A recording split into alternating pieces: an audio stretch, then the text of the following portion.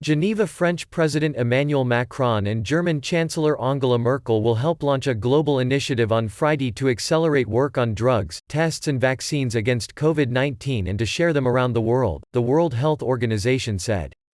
The WHO said late on Thursday it would to announce a landmark collaboration on Friday to speed development of safe, effective drugs, tests and vaccines to prevent, diagnose and treat COVID-19.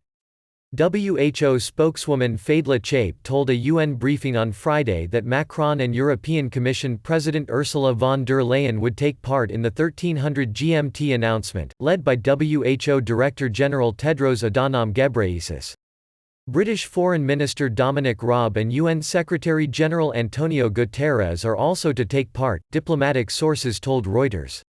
Today is a kind of political commitment from all these partners to make sure that when we have all these new tools no one is left behind, that those who can afford vaccines or therapeutics can buy them and put them at the disposal of the population, Chabe said.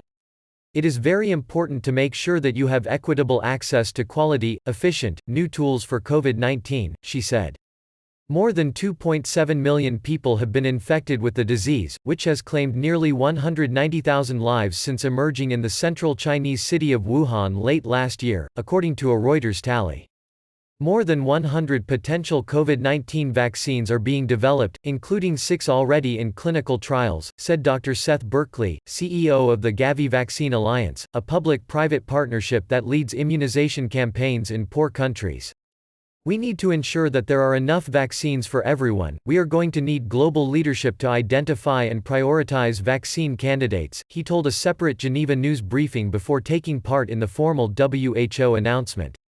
Global manufacturing capacity must be ramped up ahead of choosing a winner vaccine, Berkley said, noting that Gavi and the World Bank were looking at the issue. We can't have a repeat of what happened in 2009, the H1N1 vaccine, when there was not enough supply for developing countries or when supply did come it came much later, he said. Another important question was how well a vaccine would work in people most at risk from COVID-19, Berkley said.